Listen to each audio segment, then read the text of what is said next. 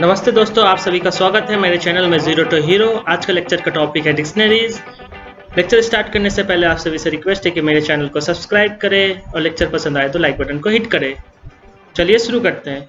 Dictionary क्या होता है? डिक्शनरी जो होता है ना, unordered mapping for storing object. पहले हम लोग ने पढ़ा लिस्ट और स्ट्रिंग के बारे में, तो वो दोनों क्या होता था ना, ऑर्डर सीक्वेंस होता था। पर डिक्शनरी जो है ना, अनऑर्डर सीक्वेंस है। तो ये जो है ना, यूज करता है की और वैल्यू पेयरिंग। ठीक है, की और वैल्यू पेयरिंग से ना हम आसानी से जल्दी से ग्रैब कर सकते हैं ऑब्जेक्ट को। अगर हमें इंडेक्स पोजीशन, इंडेक्स लोकेशन पता नहीं है, फिर भी हम लोग की से उसका वैल्यू ग्रैब कर सकते हैं। तो ये देखिए, डिक्शनरी यूज करता है कर्ली ब्रेसेस। तो यहाँ पे उसका की है, की जो हमेशा वो स्ट्रिंग होगा। उसका कॉलन लगा के उसका वैल्यू डालते हैं, फिर कॉमा लगा के दूसरा की बनाते हैं, उसके बाद कॉलन डाल के उसका फिर वैल्यू डालते हैं। तो वैल्यू जो है ना, वो कोई भी ऑब्जेक्ट टाइप हो सकता है। यहाँ पे आप लिस्ट भी डाल सकते हैं, स्ट्रिंग भी डाल सकते हैं, इंटीजर्स भी डाल सकते हैं, फ्लोट भी डाल सकते हैं। तो अब आ जाता है क्वेश्चन कि कब हमें चूज करना है लिस्ट और कब करना है डिक्शनरीज। तो डिक्शनरी जो होता है ना, ऑब्जेक्ट को रिट्रीव करता है उसके नाम से, पर लिस्ट में ऑब्जेक्ट रिट्रीव होता है उसके इंडेक्स और स्लाइसिंग से। तो अनऑर्डर होने के कारण डिक्शनरी को हम लोग सॉर्टेड नहीं कर सकते हैं, पर लिस्ट को हम लोग सॉर्टेड कर सकते हैं। चलिए सारा कॉन्सेप्ट को हम लोग जुपिटर नोटबुक पे क्लियर करते हैं। तो मैंने ये जुपिटर नोटबुक ओपन कर लिया। तो एक डिक्शनरी बनाते हैं, मेरा D equal to curly braces लगाएंगे, उसमें की डालेंगे, की डालने के बाद कोलन लगाएंगे, कोलन में उसका वैल्यू डालना है। उसके बाद दूसरा की डालने के लिए कॉमा यूज करेंगे, उसका एक और की बनाना है, फिर कोलन डाल के उसका वैल्यू डालेंगे। तो चेक कर लेते हैं, ये बन चुका है। और मान लीजिए ये वैल्यू को रिट्रीव करना है, तो रिट्रीव करने के लिए स्क्वायर ब्रैकेट लगाएंगे इंडेक्सिंग के जैसा ही, पर यहाँ पे इंडेक्स नंबर की जगह की डालना है। तो ये देखिए ग्रैब हो गया उसका वैल्यूज। उसी तरह से एक और डिक्शनरी बना रहे हैं प्रोडक्ट प्राइस नाम से।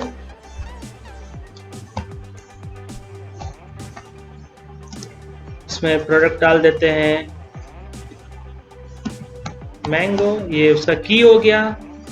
उसका वैल्यू डाल देते हैं 85.5, उसका वैल्यू डल गया। एक और प्रोडक्ट नाम देते हैं मिल्क, उसका की डाल देते हैं 30। एक और प्रोडक्ट डाल देते हैं चौको, उसका वैल्यू डाल देते हैं 50। तो अब हमें मैंगो का प्राइस जानना हो कितना है, तो ऐसे कर सकते हैं, प्रोडक्ट प्राइस मैंगो। तो ये देखिए मैंगो का प्राइस आ गया 85.5। एक और एग्जांपल देख लेते हैं, एक और डिक्शनरी बनाते हैं। तो डिक्शनरी, उसमें डालते हैं K1। तो डिक्शनरी जो होता है ना, वो फ्लेक्सिबल होता है। तो इसमें ना हम लोग वैल्यूज में, जैसे मैंने पहले बताया, इसमें हम लोग फ्लोटिंग पॉइंट नंबर, इंटीजर्स और इसके अंदर लिस्ट भी डाल सकते हैं, और डिक्शनरी के अंदर डिक्शनरीज भी डाल सकते हैं। उसे नेस्टिंग बोलते हैं। तो एक की बनाया हम लोग ने, इसमें डाल दिया हम लोग इंटीजर। एक और की बनाते हैं की2 नाम से, इसमें एक लिस्ट डाल देते हैं 1, लिस्ट डाल दिए। एक और डिक्शनरी बनाते हैं K3, इसके अंदर एक और डिक्शनरी, इस की के अंदर एक और डिक्शनरी डाल देते हैं इनसाइड की नाम से, उसका वैल्यूज डाल देते हैं 100। तो अब ना ये 100 हमें ग्रैब करना है, तो कैसे करेंगे ग्रैब? इसमें K3 डालें तो ये देखिए कि की 3 का जो है ये वाला की का वैल्यू ग्रैब हो गया, पर हमें निकालना है 100। तो अब हमें ये वाला की डालेंगे इसके बाद तो 100 ग्रैब हो जाएगा। देख लेते हैं इनसाइड की, ये देखिए 100 ग्रैब हो गया। उसी तरह से वीडियो को पॉज कीजिए आप लोग और 3 ग्रैब करके दिखाइए। चलिए मैं बता रहा हूं।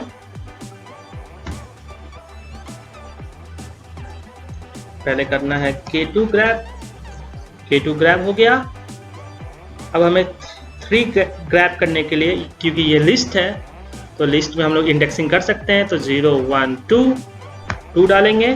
ये देखिए 3 ग्रैब हो गया। एक और एग्जांपल दे रहा हूं, चलिए एक और डिक्शनरी बना लेते हैं हम लोग। K1, इसमें एक लिस्ट डालते हैं A, B और C। तो चेक कर लेते हैं D, हाँ D में की ये हुआ, उसका वैल्यू से एक लिस्ट है।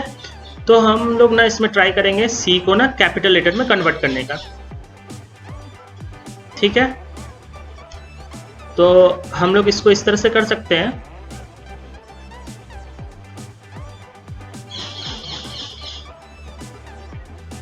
माई list equal to D A1। अब माई लिस्ट चेक कर ले रहे हैं, ये माई लिस्ट ये हो गया। अब इसमें से letters equal to my list grab कर ले रहे हैं C को। तो इंडेक्स पोजीशन C का क्या है 0 1 2। तो अपना लेटर्स क्या हो गया, C हो गया। तो हम लोग लेटर्स डॉट अपर लगा के इसको C को कैपिटल कर सकते हैं।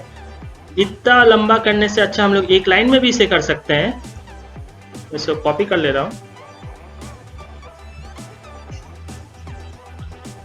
तो हम लोग इसको इस तरह से भी कर सकते हैं, D पहले K1 ग्रैब करेंगे, ग्रैब हो गया।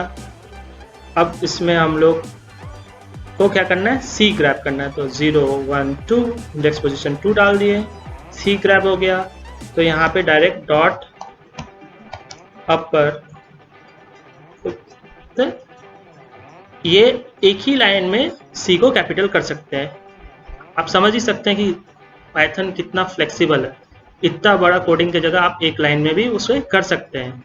चलिए एक और एग्जांपल देते हैं, एक डिक्शनरी और बना ले रहा हूँ। D to K1 ओके 100 दे देते हैं,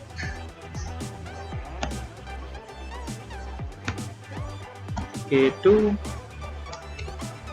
200 दे देते हैं। तो D को कॉल करते हैं, ये हो गया कॉल, हो गया D। अब ना हम लोग ना इसमें डायरेक्टली की और वैल्यूज ऐड कर सकते हैं। तो D में डायरेक्ट स्क्वायर ब्रैकेट लगाएंगे, जो भी की आपको डालना होगा, की 3 की 4 जो भी की 100, उसके बाद इक्वल्स टू दे के उसका वैल्यू डालना है। तो मैं इसका वैल्यू 3000 डाल दे रहा हूँ।